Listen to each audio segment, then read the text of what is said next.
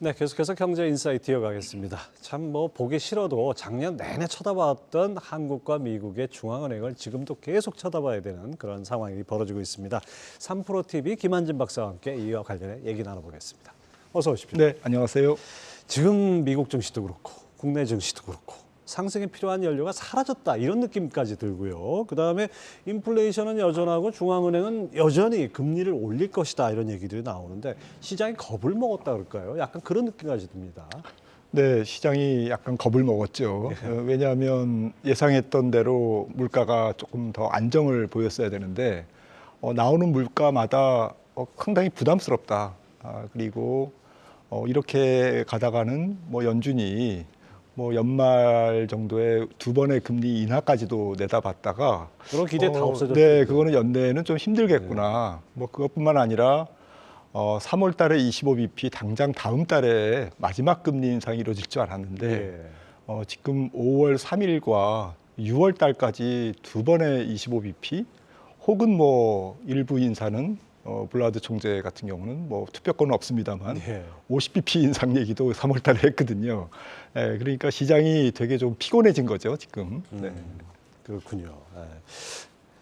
자, 거기다가 또 하나 우리가 또 봐야 될 것이 지금 그림이 나오는데요. 네. 그 증시 금리 대비 밸류에이션 추이를 보니까 저거 좀 설명을 좀 해주시죠. 네, 지금 말씀 나눴듯이 여전히 험난한 물가 경로, 거기에 따른 더 긴 인플레이션 경로, 거기에 따른 더 긴 긴축의 정당화 이렇게 지금 연결이 되고 있는데 지금 한국과 미국 시장의 이제 주가 밸류에이션이 살짝 높아졌습니다. 지금 코스피와 코스피의 이제 증시 위험 프리미엄, 증시 위험 프리미엄은 간단하게 주식 시장이 금리 대비 얼마나 조금 좋냐, 매력도가 있냐 이런 거죠. 그래서 PER의 역수에서 미국 국채 10년물을 차감한 값입니다. 이게 지금 우리나라 같은 경우에는 지금 보시는 것처럼 한 4%까지 내려와 있는데 4%면 사실 금리보다는 주식시장의 수익 기반의 어쨌든 예상이익 기준으로 4% 포인트나 안전자산 대비 훨씬 더 이렇게 주식시장이 매력적이다 이렇게 해석할 수도 있지만 추세를 보시면은 거의 2007년 수준이지 않습니까? 2007년이 2000포인트에서 1000포인트까지 떨어지기 시작한 글로벌 금융위기 직전 상황이거든요. 그러니까 우리나라 시장이 대체로는 그래도 한 6, 7% 정도는 있어야 강세장이 전개되거나 좀 주식시장에서 조금 편하게 투자를 할 수 있다 이렇게 지금 사람들이 인식하고 있었는데 지금은 4%가 살짝 안 되는 정도까지 낮아진 상태이기 때문에 거기다가 지금 맹점이 있습니다. 우리나라 기업이익도 사실은 애널리스트들이 아직 12개월 예상이익 기준이거든요. 그 차트가. 그러니까 앞으로 12개월 예상이익, 올해 이익에 대해서 과연 하향 수정을 완전히 마친 상태냐 아니면 한 10% 정도 더 이익을 깎아서 전망할 거냐. 10% 이상 깎으면 바로 한 10% 정도의 주가가 또 할증이 되는 거죠. PER이 저절로 높아지지 않습니까? 그러면 주식 기대 수익률이 더 낮아지는 그런 상태에서 주식시장이 조금 이렇게 좀 돌파구가 필요한 상태고요.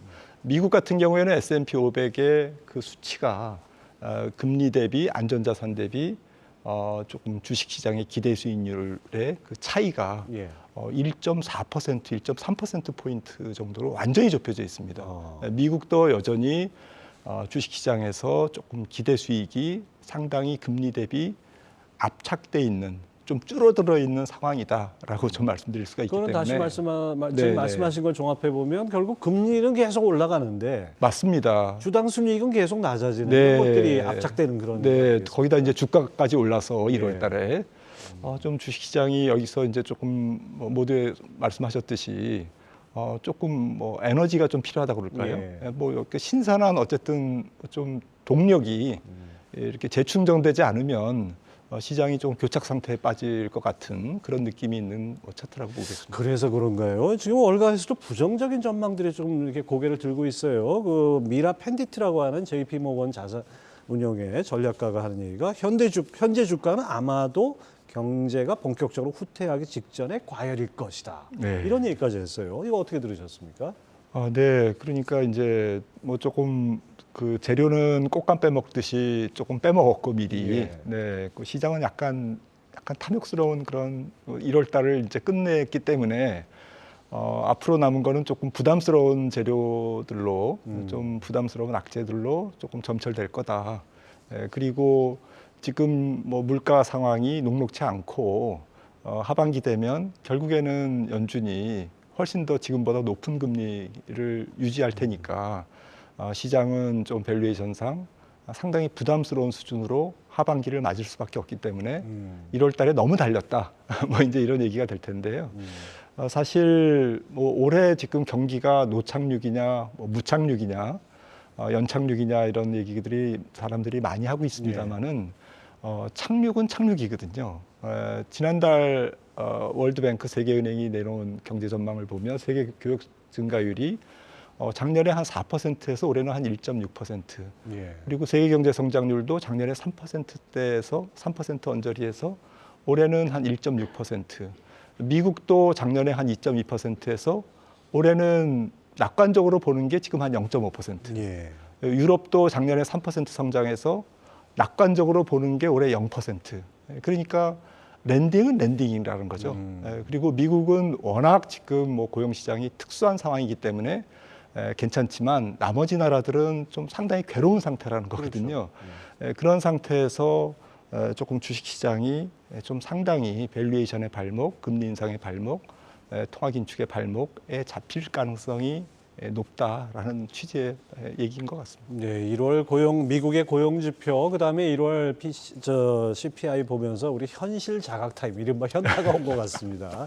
자, 이 그림도 좀 설명을 해주시죠. 이게 선행 PER 기준으로 네. 꼬리를 약간 들었어요, 그 부분에 미국이나 우리는. 네, 뭐 이게 선행 PR이 아까도 말씀 나눴듯이 뭐 어쨌든 애널리스트들의 추정치에 기반한 PR이니까 예. 뭐 이게 맞을 수도 있고 틀릴 수도 있는데 지금으로서는 아마도 올해 상반기까지는 조금 내려갈 가능성, EPS가 이익이 내려갈 가능성을 염두에 둔다면 현재 S&P 500 PR이 뭐 한 좀 18.5배 정도 되는데 네. 뭐 한 10%만 이익이 깎여도 사실은 18.5배가 아니라 20배라는 얘기고요. 그렇죠. 우리나라 지금 코스피 PR도 12배인데 이익이 한 10% 만약에 여기서 또 하향 수정이 된다. 뭐 1분기 실적 나오고 또 가이던스 나오면서 상반기에 다시 하향 조정이 되면 지금 12배의 코스피 PR이 아니라 뭐 13배가 넘는 PR일 수 있다라는 거죠. 예. 액츄얼리 PR이. 그런 상태에서는 뭐 지금 뭐 선행 PR 추세만 보셔도 주식시장이 너무 비싸서 이거는 거품이야 라고 얘기할 정도는 아닙니다. 예. 하지만 약간 부담스럽다. 여기서 더 올라가려면 기업이익이 조금 더 이렇게 뒷받침돼야 되는데 라는 것을 지금 시사하는 것이죠. 그러니까 시장이 기업이익이 추가로 개선되거나 뭔가 펀더멘탈한 재료가 없이는 조금 추가로 여기서 바로 대세 상승장으로 가기는 조금 어렵겠다라는 것을 시사하는 내용이 지금 말씀 들어보니까 딱 그 자전거를 타고 언덕으로 올라가는 느낌이 딱 네, 듭니다. 좀 계속 기아 힘들죠. 체인지를 하면서 네. 가야 되는데 네, 네. 그동안 달릴 때의 그 고속 기아를 놓다가 계속 낮춰야 되는데 그게 안 되니까 맞습니다. 지금 문제가 예. 되는 거죠. 바로 그런 점에서 소매 판매와 산업 생산 이런 일자리 뭐 이런 데이터는 괜찮지만은 딱히 뭐 경기를 부양할 방법도 없고 저축률은 나날이 떨어지고 있고 뭐 이런 것들이 시장을 보는 부정적 근거인 것 같은데 박사님 어떻게 보십니까? 네, 지금 일단 경기가 제일 중요할 것 같습니다. 뭐 앞서 기업이 실적도 사실은 경기의 좀 동행 지표고요. 예. 그래서 경기에서는 두 가지가 중요할 것 같습니다. 첫째는 경기의 하강 폭은 어떤 정도일까 올해. 그런데 이거는 국가마다 조금 다르지만 미국은 그래도 괜찮을 거다. 그렇죠. 그래서 미국 증시가 아주 좀 큰 폭으로 하락하는 일은 없을 거다라는 것은 좀 위안거리고요. 예. 하지만 이제 두 번째 경기가 침체를 조금 딛고 살짝 돌아서기 시작하면서 심지어는 완전히 다시 확장 국면으로 전환되는 반전되는 시기가 언제일까라는 예. 부분이 이제 굉장히 중요할 것 같습니다. 이 시기가 만약에 올해 하반기라면 지금은 주식시장을 조금 공격적으로 적극적으로 접근해야 될 때고요. 이게 조금 딜레이 된다. 올해는 아니고 빨라야 내년 정도, 내년 중반 정도 이렇게 경기가 조금 그래도 좀 돌아서는 그리고 확장 쪽으로 조금 더 한 발짝 다가서는 그런 시기가 올해보다는 내년 중반이라면 조금 기간이 많이 남았지 않습니까? 예. 그러면 주식시장이 상당히 그 사이에 우여곡절이 있을 수 있다는 것이죠. 밸류에이션에 따라서 또 통화정책에 따라서 각종 중앙은행의 이벤트에 따라서 뭐 주가가 오르락내리락 할 수 있는 여지가 아직은 남아있다라고 생각을 합니다. 결론적으로 경기 침체의 폭은 조금 낮고 침체의 기간은 조금 올해 이번 경기 사이클이 좀 긴 그러한 침체 사이클, 약간 부진 사이클, 경기 부진 사이클이 조금 길어지지 않겠냐라고 생각을 합니다. 뭐 노랜딩이라는 얘기는 뒤집어 보면은 네. 착륙을 안 하고 그렇게 낮게라도 난다는 얘기인데 거꾸로 얘기하면 노플라이가 아닙니까? 높이 날기도 어렵다는 얘기 아닌가요? 네, 계속 고도를 더 높일 수가 없는 네, 그렇죠. 상황이. 자, 연준 인사들이 뭐 기다렸다는 듯이 지난번에 금리를 더 올려야 되는데 찔끔 올려서 인플레를 못 잡고 있다. 뭐 이런 얘기를 하는데 네. 이렇게 되면은 지금 3월 FOMC가 약간 걱정스러운 얘기들이 나옵니다. 이거 베이비 스텝이 아니라 빅 스텝, 뭐 심지어 자이언트 스텝 가능성이야 뭐 낮지만은 빅 스텝까지도 각오를 해야 되는 겁니까? 네, 당장 이제 3월 22일 FOMC가 있는데요. 제 생각에는 빅스텝 50bp 인상은 조금 아닐 것 같습니다. 75, 50, 25 이렇게 랜딩을 했기 때문에 다시 또 50으로 돌아가는 것은 시장에 상당한 혼란을 줄 뿐만 아니라 조금 불필요하다. 또 연준의 판단에도 문제가 있다는 하나의 그 또 반증이 되겠죠. 네, 너무 이제 실수를 자인하는 거게 되겠죠. 물론 이제 데이터 디펜던트라고는 얘기했지만 그래서 50bp보다는 3월 달, 또 5월 3일, 6월 14일, 심지어는 6월까지 25bp를 차곡차곡 올려가면서 그 효과가 결국 누적적 통화 긴축의 영향과 시차에 대해서 연준도 주목하고 있는 거지 않습니까? 그렇다고 보면 실제로 이제 5월 달, 3월 달 FOMC까지는 뭐 일단 25bp가 거의 확정적이고 5월 달에 5월 3일 날 또 올리냐 마느냐라는 것은 두 번의 고용 지표와 두 번의 물가 지표가 남아 있거든요. CPI 지표가 남아 있기 때문에 연준도 1월 달 지표가 뭐 기준의 변화라든지 또 계절적인 요인이라든지 계절 조정을 했음에도 불구하고 여러 가지 노이즈가 있기 때문에 이런 것들이 제거된 상태에서 2월, 3월 지표, 즉 3월과 4월에 발표되는 고용과 물가 지표를 확인하면서 5월 달에 추가로 25bp를 올릴 건지 아닌지, 25bp를 올리면 이제 최종 금리가 5.25까지 이제 최소 높아지는 거고요. 올릴지 안 올릴지를 아마 조금 데이터를 보면서 판단하지 않을까 싶습니다.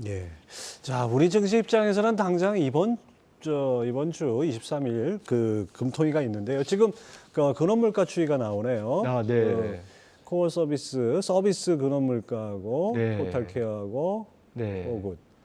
네, 지금 보시는 것처럼 이제 다 근원인데요. 에너지와 이제 곡물, 음식료 가격을 뺀 근원인데 근원 중에서 상품 근원은 이제 지금 많이 내려왔습니다.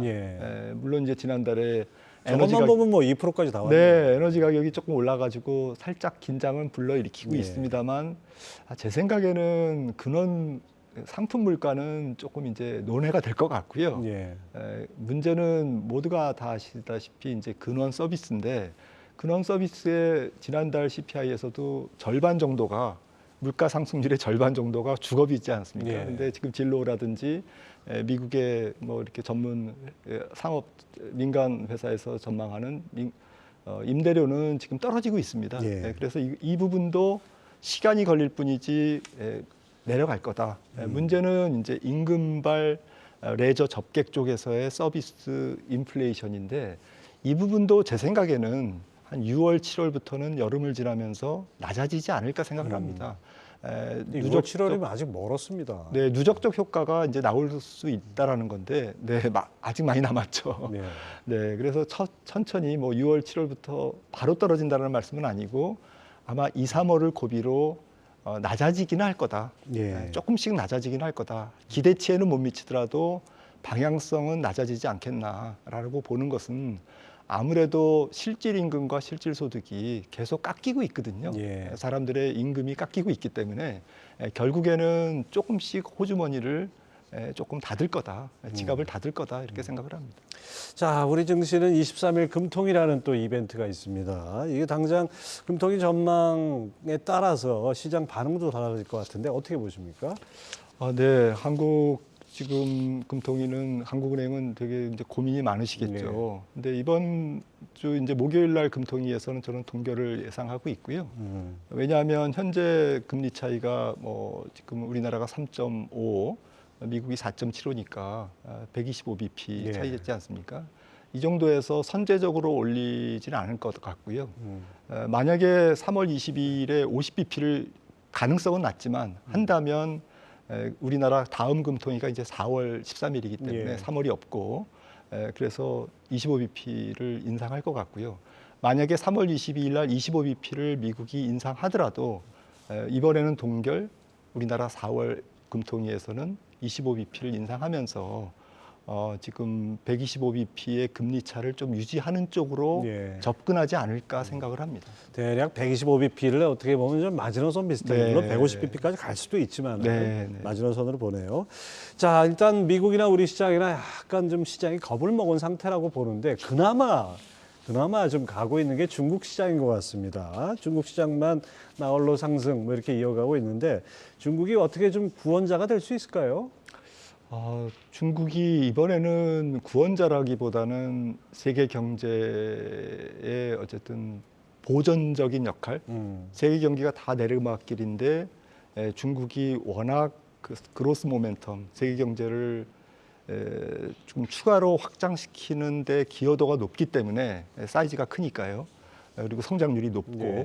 원래 성장률이 높고 그러면서 중국이 아주 전 세계 경제를 끌고 간다라기보다는 내려가는 그 세계 경제의 기조를 조금 막아주는 좀 브레이크 역할을 할 수 있다. 브레이크 역할을 해주는 정도의 상황이 아닐까 생각이 합니다. 그러니까 대세 상승을 견인할 정도는 아니고 전 세계 경제를 그렇게 보는 게 지금 뭐 그림을 보시면은 한번 세계은행이 전망한 올해 중국의 경제 성장률인데요. 예. 2021년에 8.1% 성장한 중국 경제가 거의 9% 가까이. 네, 갔죠. 작년에는 2.7%, 네. 올해는 뭐 세계은행은 4.3%를 봅니다만 지금 컨센서스는 5%거든요. 예. 아마도 리오프닝만 가지고선도 경기 부양이 자동적으로 이루어질 거다. 네. 그리고 GDP의 30%인 건설 부동산 부분이 일단은 규제 완화와 리오프닝으로 어느 정도 활성화될 가능성이 높기 때문에 제 생각에는 5%의 성장률은 가능할 것 같습니다. 하지만 지금 그림에서 보시는 것처럼 수입의 기여도는 중국 입장에서는 마이너스 성장률 기여도인데 2022년과 비교하면 그 파란색 막대, 음선으로 표시된 파란색 막대의 기여도가 그렇게 크게 증가하지는 않습니다. 그러니까 수입을 많이 늘려서 소비를 진작하기보다는 비교육재, 건설 부동산 활성화라든지 또 자체 SOC 투자라든지 SOC 투자도 이미 철강이나 화학재 소재는 조금 공급 과잉이지 않습니까? 그런 상태에서 주변국들의 경제를 견인하는 정도는 과거 5%와는 다른 조금 더 낮은 그러한 모멘텀이 중국이 제공하지 않을까 이런 생각을 해봅니다. 그러니까 내리막길에 브레이크 역할은 하지만은 오르막길에 이렇게 밀어주는 역할은 좀 한계가 있다 이런 말씀이네요. 그렇습니다. 자, 오늘 3프로TV 김한진 박사와 함께 이런저런 얘기 나눠봤습니다. 말씀 감사합니다.